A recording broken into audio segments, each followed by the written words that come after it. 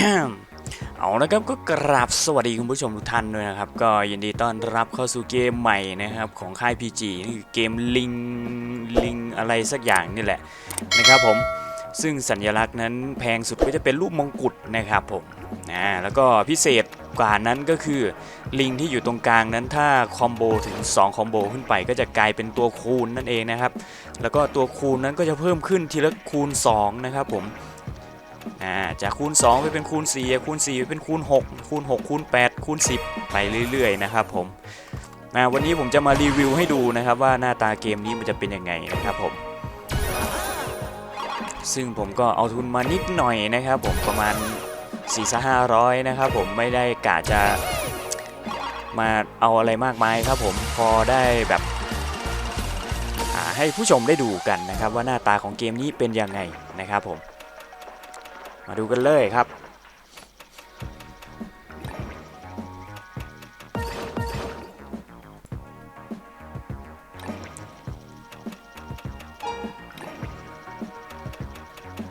ยังไม่มีอะไรเกิดขึ้นนะครับเดี๋ยวผมขอออโต้ไปเลยแล้วกันนะครับผม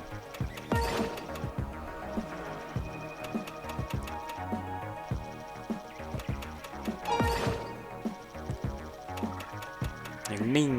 กิ๊บ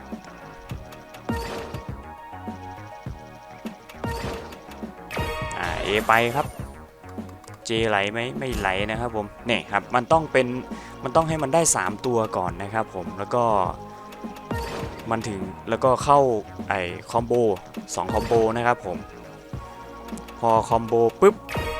แล้วลิงก็จะเปิดออกนะครับพอลิงเปิดมันก็จะกลายเป็น Y ด้วยนะครับผมนี่เห็นไหมเป็น Y ด้วยนะครับแล้วก็เป็นตัวคูณไปด้วย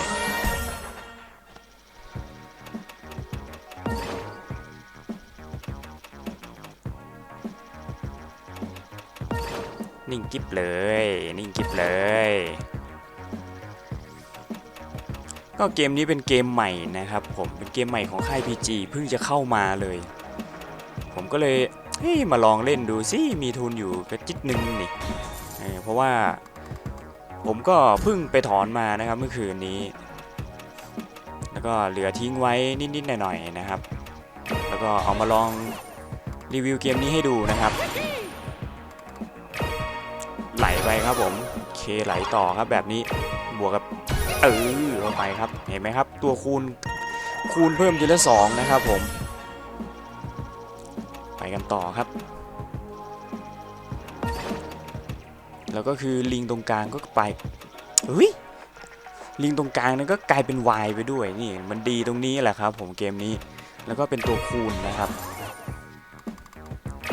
เจไหลครับแบบนี้แล้วก็มี Y ช่อง2นะ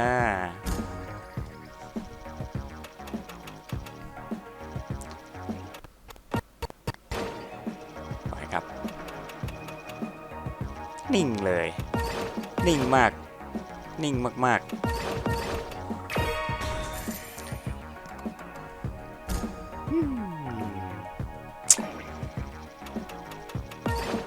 มันนิ่งเกินไปแล้ว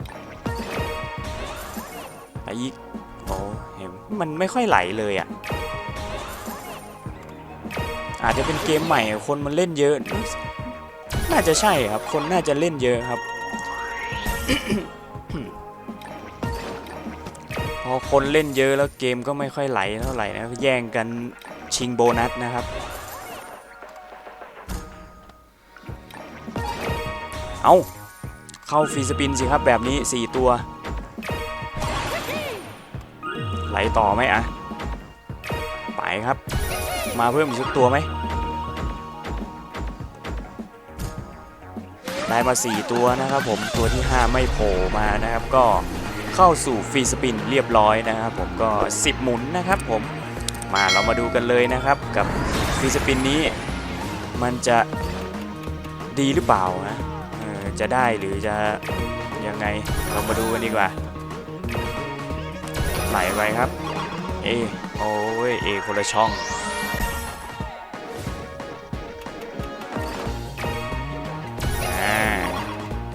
ขอแค่2ตัวแรกตรงกันนะครับผมโอ้ ะว่าลิงตรงกลางนั้นอยู่ช่องที่3นะครับมันก็คือ Y นั่นเอง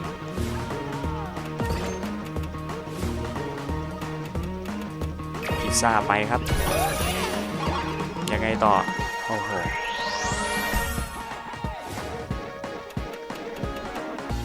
ไม่ค่อยไหลเลยไหลดีๆน้อยคูณ14แล้วเนี่ยไม่มีแบบคอมโบแบบโบ๊ะบะโบ๊ะบะโบ๊ะบะเลย2สปินตอนนี้ได้มาที่268นะครับผมแล้วก็จบที่268นั่นแหละโอ้ยเฮ้ยมาไปกันต่อครับเอาสัก1,000เถอะไปโอ้ยติดต่อกันเลยสวยเลยแบบนี้จะถึง1,000ไหมขอแค่1,000เดียวพอแหละ1,000เดียวก็ไปเลยผมมารีวิวให้ดูเฉยๆครับวันนี้ว่าหน้าตาของเกมใหม่แล้วก็สัญลักษณ์ของเกมใหม่นั้นมีอะไรบ้างนะครับผม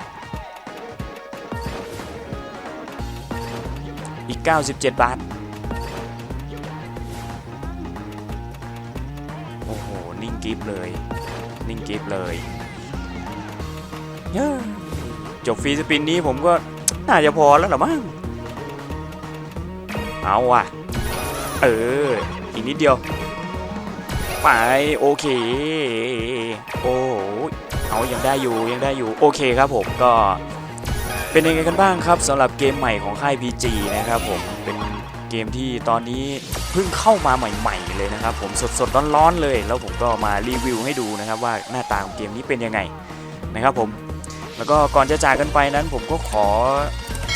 สัก1 ไลค์สัก1 ซับหน่อยแล้วกันนะครับผมเพื่อเป็นกำลังใจให้ผมทำคลิปต่อไปด้วยแล้วกันนะครับไว้เจอกันใหม่คลิปหน้าสำหรับวันนี้ขอตัวลาไปก่อนนะครับผมสวัสดีครับบ๊ายบาย